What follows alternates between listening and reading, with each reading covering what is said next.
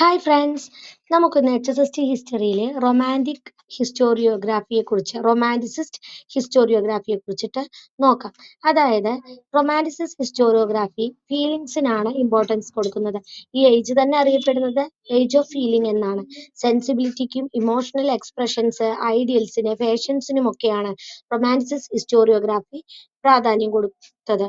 18ാം നൂറ്റാണ്ടിന്റെ രണ്ടാം പകുതിയോട് കൂടിയിട്ടാണ് റൊമാൻറ്റിസിസ്റ്റ് ഹിസ്റ്റോറിയോഗ്രാഫി രൂപപ്പെടുന്നത്.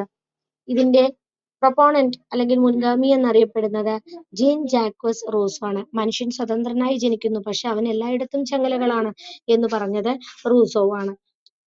പ്രകൃതിയിലേക്കും സ്വാതന്ത്ര്യത്തിലേക്കും മടങ്ങുക എന്നതാണ് പ്രധാനമായിട്ടും റൊമാൻറ്റിസിസ്റ്റ് ഹിസ്റ്റോറിയോഗ്രാഫിയുടെ കാഴ്ചപ്പാട് എന്ന് പറയുന്നത്. സ്വാഭാവികത, സ്വതന്ത്രത, നേരിട്ടുള്ള അനുഭവം എന്നിവയ്ക്കൊക്കെ റൊമാൻറ്റിസിസ്റ്റ് ചരിത്രകാരന്മാർ പ്രാധാന്യം കൊടുത്തു.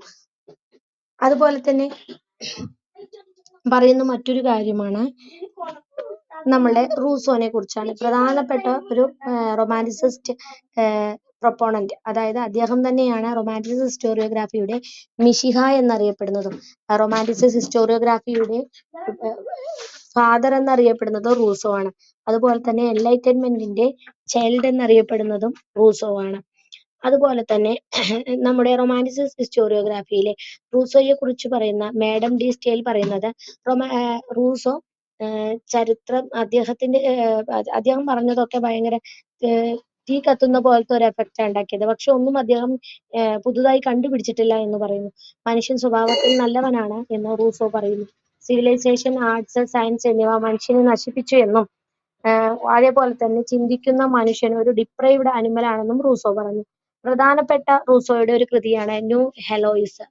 അത് 1761 എഴുതിയത്.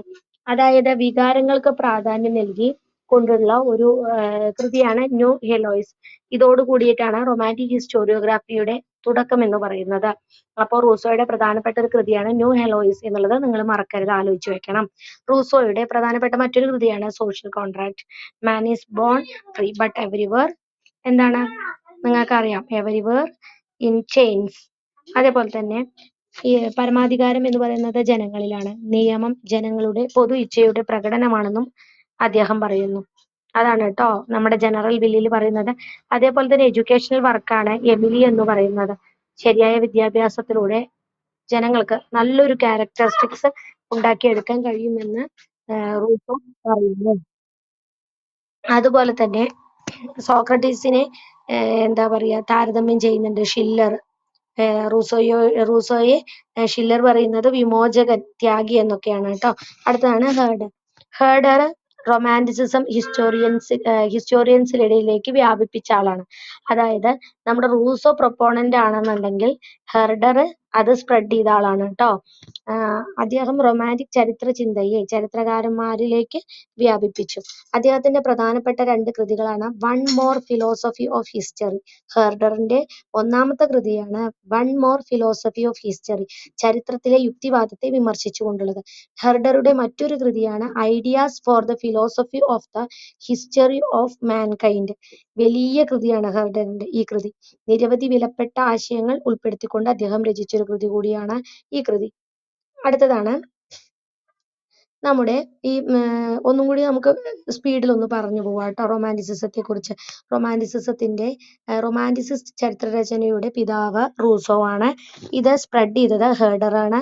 പ്രധാനപ്പെട്ട ആശയം എന്ന് പറയുന്നത് റീസണേക്കാൾ കൂടുതൽ ഫീലിങ്ങിനാണ് ഇമ്പോർട്ടൻസ് കൊടുത്തത്. നേച്ചറിനും ഫ്രീഡത്തിനും ഇമ്പോർട്ടൻസ് കൊടുത്തു. അപ്പോൾ മറ്റൊരു ക്ലാസ്സുമായി കാണാം. ബൈ.